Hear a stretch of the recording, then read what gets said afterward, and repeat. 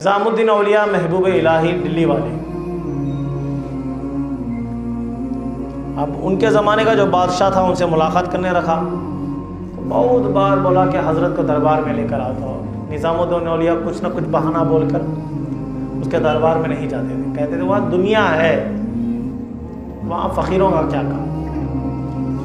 ایک مرتبہ بادشاہ وہاں سے دورے پہ نکلا تو اس کو پتہ چلا کہ وہ نظام الدین اولیاء کے خانقاہ تک پہنچ گیا ہے، تو وہ خادم سے ریکویسٹ بھیجا کہ میں نظام الدین اولیاء کا خانقاہ یعنی آستانہ دیکھنا چاہتا ہوں، خط میں بھیجا لکھ کر۔ تو نظام الدین اولیاء نے وہ خط پڑھا اور پلٹایا اور اس کے پیچھے پشت میں لکھ کر بھیجا، بادشاہوں کو فقیروں کی کوہڑیوں میں کیا ضرورت ہے آنے کی، فقیروں کی جگہ بادشاہوں کا کیا کام۔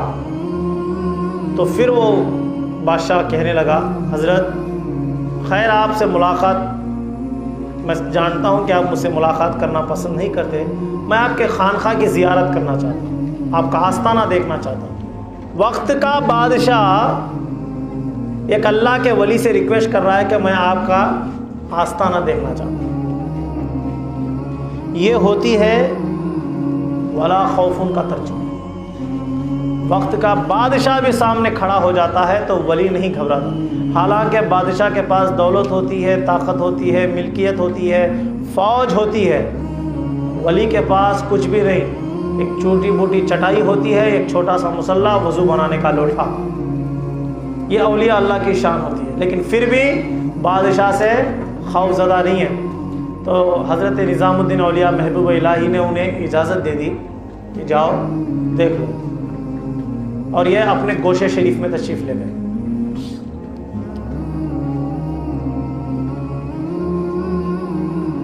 بادشاہ سیر کرنے لگا نا، اس بادشاہ کو شرارت سوجی۔ جب وہ انٹر ہوا نا خانقاہ میں تو دروازے کے پاس دو دربان تھے، کیا تھے؟ دربان آپ جانتے ہیں ہمارے آستانے میں ڈریس کوڈ پہن کر ہاتھ میں لٹھا لے کر کھڑے ہوتے ہیں نا، ان لوگ کہتے ہیں دربان۔ دروازے کے پاس کھڑے تھے دربان، تو بادشاہ کو شرارت کرنا مراد تھی، خط میں لکھ کے بھیجا کہ حضرت یہ کیا بات ہوئی، آپ کہتے ہیں آپ فقیر ہیں،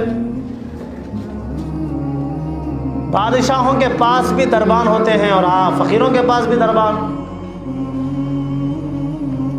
ہمارے محلوں کے دروازوں پہ بھی دربان کھڑے ہوتے ہیں اور آپ کے دروازے پہ بھی دربان، آپ بھی بادشاہوں کی زندگی جی رہے ہیں، تو آپ فقیر کیسے ہوئے؟ تو نظام الدین اولیاء اس خط کا دوسرا رخ پلٹایا اور وہاں پر اپنے قلم کو زور دے کر کہا، ہاں تو نے ٹھیک کہا ہے کہ بادشاہوں کے پاس بھی دربان ہوتے ہیں اور ہمارے پاس بھی، لیکن بادشاہ سلامت فرق اتنا ہوتا ہے، بادشاہوں کے پاس جو دربان ہوتے ہیں وہ فقیروں کو بھگانے کے لیے ہوتے ہیں، اور ولیوں کے پاس، فقیروں کے پاس جو دربان ہوتے ہیں وہ بادشاہوں کو بھگانے کے لیے ہوتے ہیں۔ وہ کیا ہوتے ہیں؟ بادشاہوں کو بھگانے کے لیے ہوتے ہیں۔ اب اس کو لاجواب کر دیا حضرت نظام الدین اولیاء محبوب الہی نے، اور وہاں سے پھر نکلا بادشاہ اندر۔ لنگر خانہ بہت بڑا تھا حضرت نظام الدین اولیاء کا، بہت بڑا لنگر خانہ، ہزاروں لوگ ہر دن کھانا کھاتے تھے وہاں سے۔ اور وہ لنگر خانے سے گزرتا رہا، شام میں پہنچا نا تو دیکھتا کیا ہے، جو گھوڑوں کا استبل تھا حضرت نظام الدین اولیاء کے پاس۔ کس کا؟ گھوڑوں کا استبل، یہاں جہاں پر گھوڑے رکھتے ہیں نا وہ استبل کہا جاتا ہے، گھوڑوں کا استبل تھا۔ ان گھوڑوں کے استبل کے پاس کم سے کم غالباً تاریخ والے تاریخ دان لکھتے ہیں کم سے کم 400 سے 500 گھوڑے تھے نظام الدین اولیاء کے پاس۔ کتنے؟ 400 سے 500 گھوڑے۔ اور حضرت نظام الدین اولیاء محبوب الہی وہ 400 سے 500 جو گھوڑے تھے، وہ گھوڑوں کو جس چین سے جس زنجیر سے بندھے تھے وہ زنجیر سونے کی تھی. کس کی؟ سونے کی. سونے کی چین سے گھوڑوں کو بندھے تھے نظام الدین اولیاء. اب وہاں بھی بادشاہ کو تذکرہ پن سوجا, خط لکھ کے بھیجا, حضرت یہ کیا بات ہوئی؟ بادشاہوں کے پاس بھی سونا اور فقیروں کے پاس بھی سونا.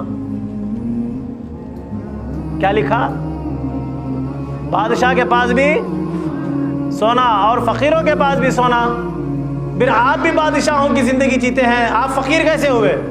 تو نظام الدین اولیاء نے اس خط کو پلٹایا اور پیچھے لکھنے لگے, ہاں بھائی تو ٹھیک کہتا ہے, لیکن فرق اتنا ہے بادشاہوں کے پاس جو سونا ہوتا ہے وہ تجوریوں میں چھپانے کے لیے ہوتا ہے, اور فقیروں کے پاس جو سونا ہوتا ہے وہ گھوڑوں کے قدموں میں ڈالنے کے لیے ہوتا ہے.